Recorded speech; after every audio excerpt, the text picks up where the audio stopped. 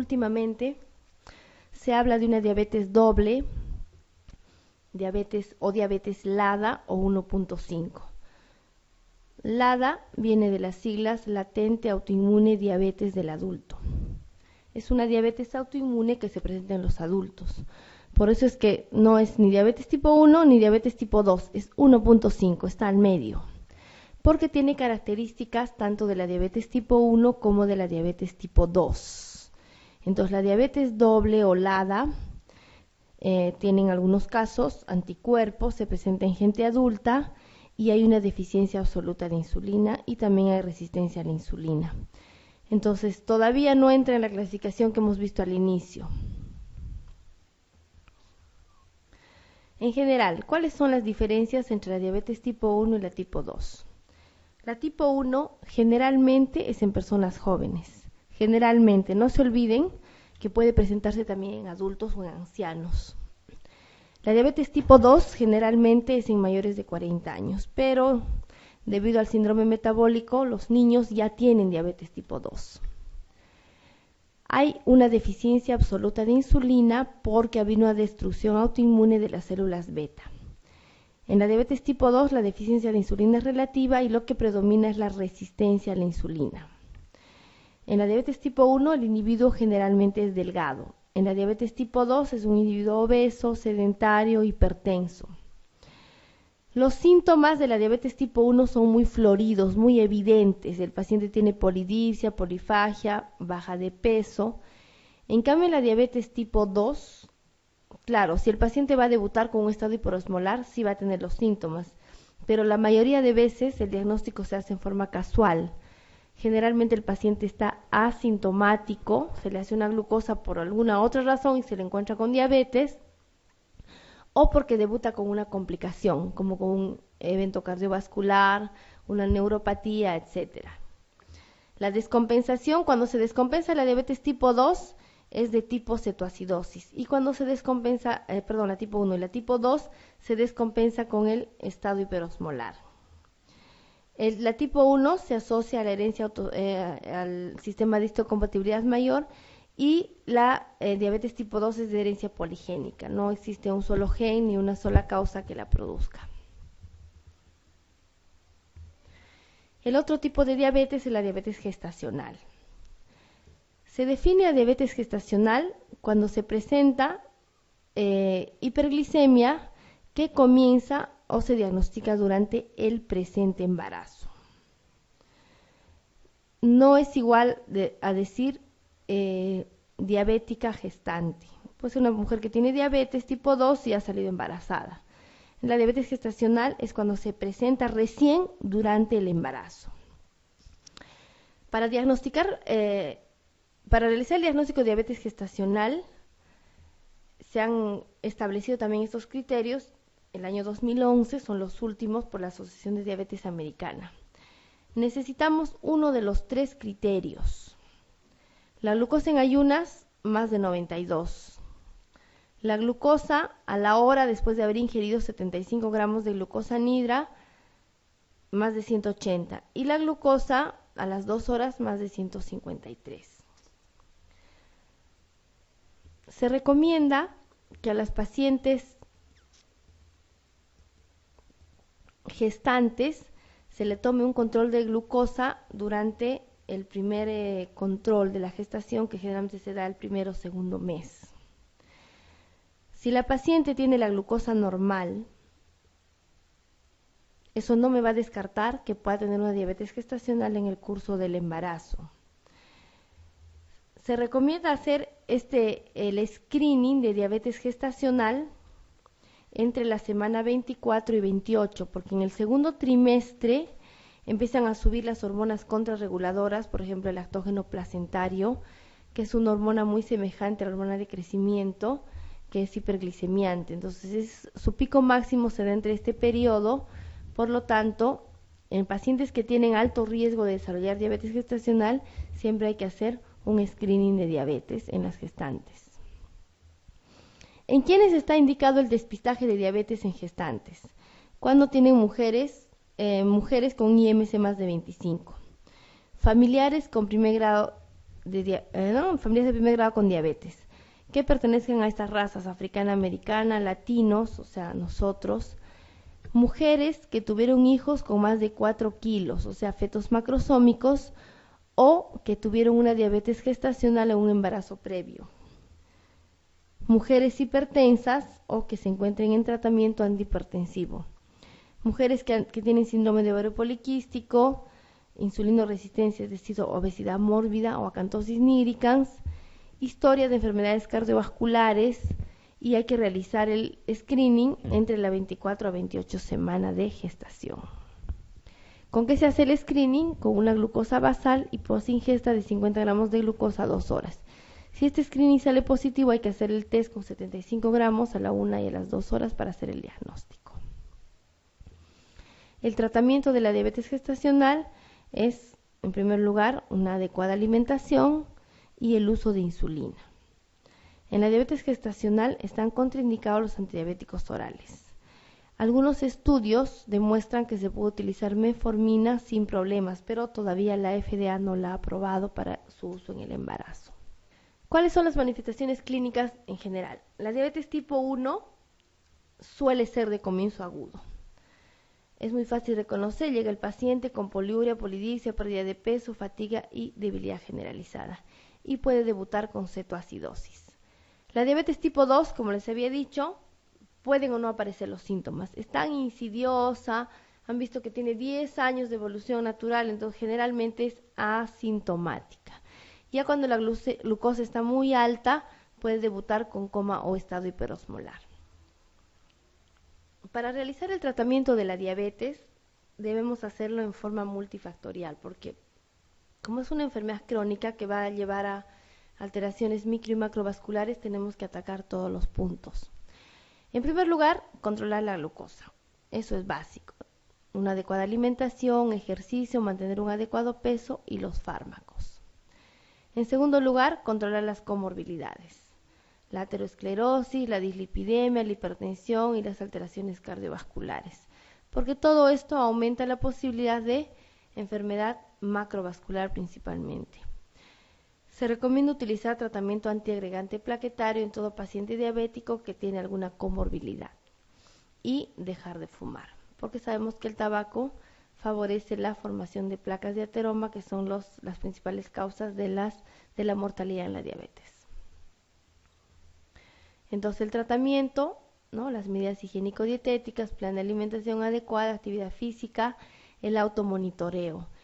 Todo paciente con diabetes debe tener su glucómetro, especialmente aquellos pacientes que utilizan insulina. Y la idea es que se controlen varias veces al día para poder regular adecuadamente los niveles de glucosa y evitar la hiperglicemia o la hipoglicemia debido a los fármacos. La educación es básica. A nivel mundial existen los clubes de diabéticos. Acá también en el Perú hay, cada hospital lo tiene, porque se les da información sobre el manejo en general de la enfermedad. Los antidiabéticos orales y la insulinoterapia como parte del tratamiento. En el plan de alimentación se recomienda mantener un peso normal, es decir, el índice de masa corporal entre 20 y 25. No es que bajen en un día 10 kilos, en un kilo semanal, 1 kilo cada 15 días. Lo importante es que bajen progresivamente de peso. Se recomienda en la alimentación que el 50% deben ser carbohidratos complejos. Hay que eliminar definitivamente los carbohidratos simples, porque estos carbohidratos producen una hiperglicemia postprandial muy alta y por lo tanto empeoran las complicaciones. Las grasas deben ser más o menos 25 a 35% y 10% las poliinsaturadas, es decir, las de origen animal. Las proteínas más o menos 0,8 gramos por kilo por día y la fibra 30 a 50 gramos por día. Al paciente se le debe recomendar una cierta cantidad de calorías de acuerdo a la actividad física que realiza. Pacientes que son sedentarios solamente deben ingerir 25 a 30 kilocalorías por kilo por día, pero por kilo ideal, no por lo que tiene el paciente. El paciente pesa 100 kilos, por 25 le voy a dar 2.500 calorías al día, lo voy a engordar más o nunca va a bajar de peso. Entonces le debo decir, a ver señor, usted mide por decirles, no, 1,60. Su peso ideal para llegar a un IMC de 24 aproximadamente son 64 kilos. Entonces voy a calcular, ¿no? 25 por 64 kilos y esa va a ser su cantidad de calorías que debe ingerir ese paciente.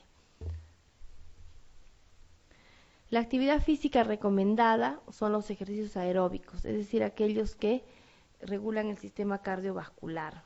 No se recomienda hacer ejercicios tipo pesas, porque solamente trabajan músculos. Lo que quiero es que el sistema cardiovascular mejore la circulación y mejore el metabolismo de la glucosa. Lo más simple es hacer caminatas. Recuerden que los pacientes no solamente tienen diabetes, son pacientes generalmente adultos mayores que tienen otro tipo de comorbilidades, pueden tener retinopatía, pueden tener disfunción autonómica, entonces no hay que mandarles al gimnasio 2 horas, que vayan al Gold Gym y a un training como si tuvieran 15 años. Mejor es una caminata regular, tranquilos, ¿no? Alrededor de la casa, etcétera. Se puede recomendar ejercicio vigoroso en algunos pacientes que vemos que son más jóvenes, ¿no? Que podrían hacerlo, pero solamente 90 minutos por semana. Lo ideal es repartir estos ejercicios todos los días, pero lo mínimo es 3 días a la semana o sin dejar los ejercicios más de 2 días. Pueden ser lunes, miércoles y viernes, por decir. Ejercicios de resistencia, hay que ejercitar todos los músculos y luego bicicleta. Y la duración tiene que ser de acuerdo a cada paciente. Nunca, ¿no? Siempre cada paciente tiene diferentes características. En cuanto a los fármacos, actualmente, como les he dicho, la diabetes ahorita es considerada la epidemia del siglo. Están saliendo una serie de familias nuevas que van a controlar todos los puntos que hemos visto al inicio. Los 8 puntos que están alterados en la diabetes van a ser controlados por estos fármacos. Una de las familias más antiguas son los secretagogos de insulina. Dentro de estos tenemos a los sulfonilúreas. En general, los secretagogos de insulina tienen la función de estimular a las células beta para que produzcan mayor cantidad de insulina y de esta manera se controle la hiperglicemia. Tenemos dentro de este grupo a 2 familias, las sulfonilúreas y las metiglinidas. Las sulfonilúreas, de acuerdo a su aparición, han sido divididas en generaciones. Los de la primera generación ya no existen en el mercado porque producían mucha hipoglicemia. De los de segunda generación todavía existen. El más utilizado es la glibenclamida, que todavía sigue siendo un fármaco útil. Y el último de la tercera generación es la glimepirida. Las metiglinidas también tienen la misma función, son secretagogos de insulina y tenemos a la nateglinida y repaglinida. El otro grupo de antidiabéticos orales, quizá los más importantes, son los sensibilizadores de insulina. Estos fármacos tienen la función de evitar o romper la resistencia a la insulina, es decir, hacen que la insulina se una adecuadamente a su receptor y cumpla sus funciones de captar glucosa. Tenemos 2 familias, las biguanidas, dentro de estas la única que queda actualmente es la metformina, y las tiazolidinedionas, llamadas también glitazonas. Tenemos a la pioglitazona dentro de este grupo. El otro grupo de fármacos son los inhibidores de la alfa-glucosidasa intestinal. Bloquean a esta enzima de tal manera que los disacáridos no se degradan a monosacáridos y por lo tanto no se absorben. Tenemos a la carbosa y al miglitol.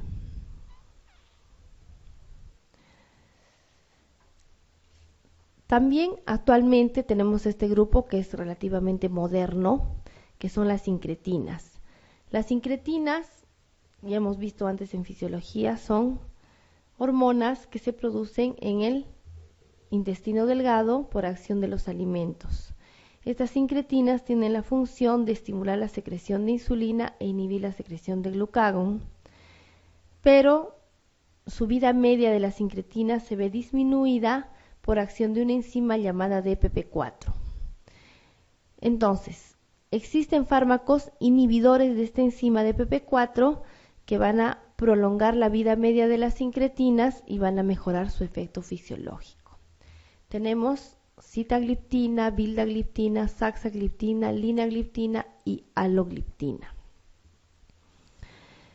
También tenemos análogos del GLP-1, que son fármacos que van a actuar en los receptores del GLP-1 y van a producir todos sus efectos fisiológicos.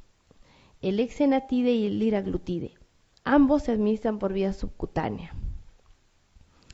Estos fármacos, el liraglutide todavía no tenemos en el Perú, tenemos sí el exenatide, pero es un poquito costoso. Pero es muy bueno porque aparte de reducir la glucosa, no produce hipoglicemia, a diferencia de la insulina, baja de peso, a diferencia de la insulina. El problema es su costo. La otra familia, que es lo último en diabetes, ha sido aprobada recién en abril de este año. Tenemos a los inhibidores del SGLT2. Tenemos a la canaglifosina y ya se viene otra, que es la dapaglifosina. Probablemente sea aprobada este o el siguiente año. Estos fármacos bloquean a ese canal que está ubicado en el túbulo contorneado proximal para que no se reabsorba la glucosa. Y también tenemos combinaciones de fármacos: sulfonilurea más metformina, glitazonas más metformina, inhibidores de PP4 más metformina. A ver un poquito de cada fármaco. Las sulfonilureas son moléculas que van a actuar en un receptor llamado SUR1. Este receptor SUR1 está ubicado en la bomba de potasio que está en la membrana celular de la célula beta. Van a bloquear estos canales de potasio, por lo tanto, el potasio no va a salir del intracelular hacia el extracelular y esto va a hacer que se despolarice la membrana. Al haber un aumento en la concentración de potasio intracelular, la membrana celular se despolariza y al despolarizarse se abren los canales de calcio. El calcio del extracelular ingresa al intracelular y estimula a la miosina y lactina, que es parte del esqueleto de la célula, y esta activación estimula a las vesículas de insulina que están dentro de la célula beta para que sea liberada a la sangre. Entonces, de tal manera que las sulfonilureas actúan directamente en la célula beta para que libere insulina. Esta acción de las sulfonilureas es independientemente si hay hiperglicemia o no hay hiperglicemia. Entonces, pacientes que tienen hiperglicemia se van a ver beneficiados porque los niveles de glucosa van a disminuir, pero pacientes que tienen niveles de glucosa normales, si le damos una sulfonilurea, le vamos a producir una hipoglicemia y es muy peligrosa. La hipoglicemia producida por sulfonilurea es más peligrosa que la hipoglicemia producida por la insulina. Entonces, las sulfonilureas principalmente disminuyen la hiperglicemia en ayunas, tienen metabolismo hepático, se excretan por vía renal y son potentes, reducen la hemoglobina glicosilada en 1.5% aproximadamente. Para evaluar el efecto de todos los fármacos antidiabéticos, siempre se compara en qué porcentaje disminuye la hemoglobina glicosilada. Entonces, como las sulfonilureas actúan sobre la célula beta directamente, hay estudios recientes que han demostrado que aumentan la apoptosis de las células beta, es decir, aumentan su muerte. Eso significa que en el tiempo la eficacia de estos fármacos va a ir disminuyendo progresivamente, porque cada vez va a haber menos célula beta, por lo tanto no van a tener dónde actuar, y los niveles de insulina en sangre van a ir disminuyendo también progresivamente. El efecto colateral principal, obviamente, es la hipoglicemia. De todas las sulfonilureas, tenemos actualmente dos, la glibenclamida y la glimepirida. La glibenclamida viene en tabletas de 5 miligramos y su dosis máxima es 15 miligramos, 3 tabletas al día. La glimepirida viene en tabletas de 2 y 4 miligramos, su dosis máxima 8 miligramos y la ventaja es que se aplica una sola vez al día porque su duración es 24 horas. ¿Cuáles son las diferencias entre ambas? La glibenclamida es más económica y te baja rápidamente la glucosa, pero al producir mucha hipoglicemia hay que tener mucho cuidado. Es mejor no administrarla en pacientes ancianos, en pacientes que tienen problemas cardiovasculares o en pacientes que tienen insuficiencia renal o insuficiencia hepática o insuficiencia cardíaca por el riesgo de hipoglicemias. La glibenclamida, la glimepirida, también reduce rápidamente la hiperglicemia y al administrarse una sola vez al día hay menos posibilidad de producir hipoglicemia. Es casi, más o menos 3 a 4 veces más costosa que la glibenclamida, ¿no? Ese es también un factor que a veces nos limita utilizar la glimepirida. El otro grupo de fármacos son las meglitinidas. Estos fármacos tienen un mecanismo de acción muy parecido al de las sulfonilurias. También actúan a nivel del receptor SUR1, pero en otros sitios diferentes de las sulfonilurias. Igualmente, ¿no? Actúan al SUR1, despolarizan la membrana, aumentan los canales de calcio y producen la liberación de insulina. Igualmente, estos fármacos actúan independientemente, ¿no?, de la glucosa. Ahora, la desventaja de estos fármacos es que disminuyen en menos porcentaje la hemoglobina glicosilada que las sulfonilurias, pero la ventaja es que producen menos hipoglicemia. Tenemos a la repaglinida y a la nateglinida. Ninguno de estos ahorita en el Perú, los dos han sido retirados, pero sí se usan en otros países. Se pueden utilizar antes de las comidas, mejoran la secreción de insulina y sus efectos adversos es que producen menos hipoglicemias.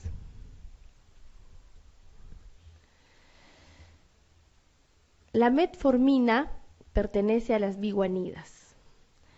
Actualmente, la metformina es el medicamento bandera de la diabetes tipo 2. Está indicado en todas las situaciones de diabetes tipo 2 con algunas pequeñas restricciones. ¿Por qué? Porque la metformina ha demostrado, aparte de disminuir los niveles de glucosa, ha demostrado que disminuye los eventos cardiovasculares, a diferencia de los otros fármacos, independientemente de cuánto bajen la glucosa, porque tiene otro tipo de funciones. Es antihiperglicemiante, principalmente la metformina inhibe la neoglucogénesis hepática. Ese es su principal efecto. Incrementa la utilización de glucosa mediada por insulina, incrementa el recambio esplástico de glucosa. También reduce de peso. Las sulfonilurias, en cambio, aumentan de peso. Mejora el perfil lipídico, es decir, disminuye los triglicéridos, disminuye el LDL, aumenta HDL. O sea, la metformina va más allá de glucosa, también mejora el perfil lipídico. Y a diferencia y a gran diferencia con las sulfonilurias, no produce hipoglicemia. Mejora la resistencia a insulina, es decir, disminuye los requerimientos de insulina. Además, actúa a nivel de endotelio. Tiene efectos vasculares. Aumenta la fibrinolisis, disminuye el PAI-1, mejora la función endotelial, es decir, disminuye la formación de placas de ateroma. Entonces, la metformina, por todas estas buenas propiedades, actualmente la utilizamos en todos los pacientes con diabetes tipo 2. Entonces, la metformina tiene acción a nivel intestinal, a nivel hepático, disminuye la gluconeogénesis.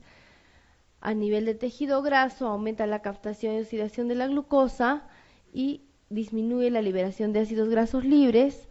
A nivel muscular, aumenta la captación de glucosa, aumenta la glucogénesis y disminuye la oxidación de ácidos grasos.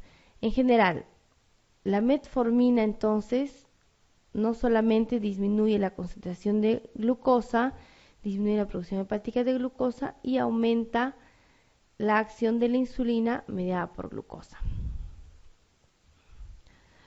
Entonces, las biguanidas, la metformina, es de elección en pacientes con sobrepeso y con obesidad.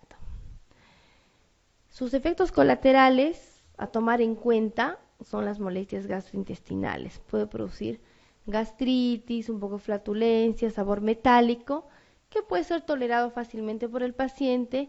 También puede producir diarreas, generalmente al inicio del tratamiento o cuando empezamos a darle dosis muy altas.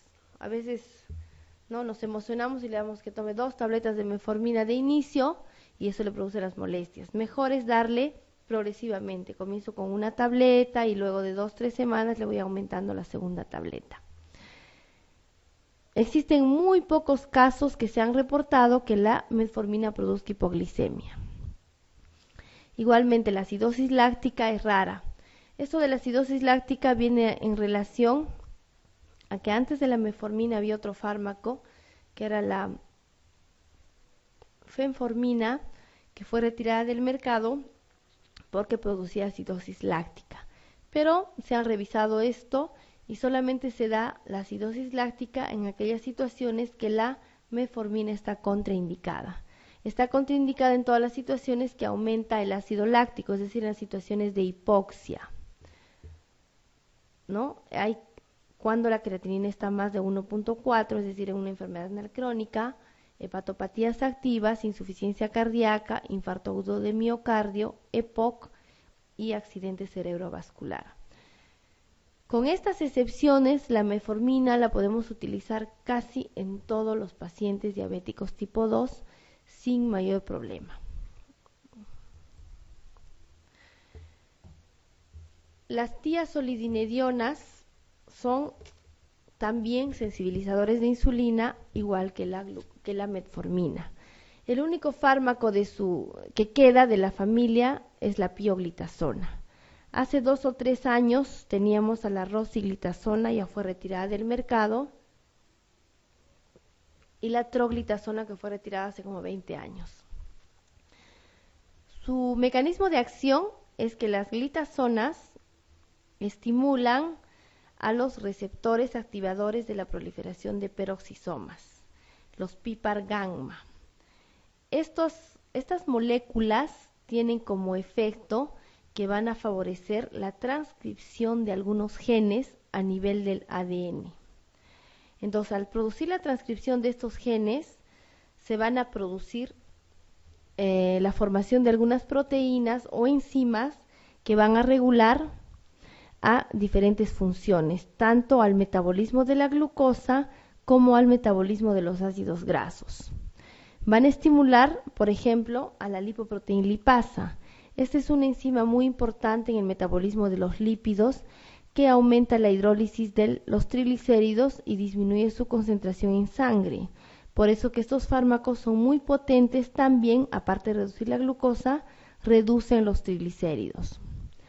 Además, favorecen la diferenciación de los adipocitos. Los adipocitos son considerados órganos endocrinos porque producen una serie de citoquinas y sustancias que empeoran la función endotelial en el paciente diabético tipo 2. Entonces, estos fármacos tienen esa función, mejoran la diferenciación de los adipocitos para que no sean adipocitos aterogénicos. Además, actúan a nivel del metabolismo de los ácidos grasos para mejorar y evitar la formación de estas citoquinas. Es decir, que las glitazonas disminuyen la cantidad de ácidos grasos libres y también mejoran la sensibilidad de la insulina a su receptor, por lo tanto aumentan los GLUT4, que son los canales por donde va a ingresar la glucosa dentro de la célula. Entonces, la pioglitazona disminuye glucosa y disminuye grasas. A nivel del tejido adiposo, aumenta la captación de glucosa, aumenta la captación de ácidos grasos, aumenta la lipogénesis, aumenta la diferenciación de preadipocitos.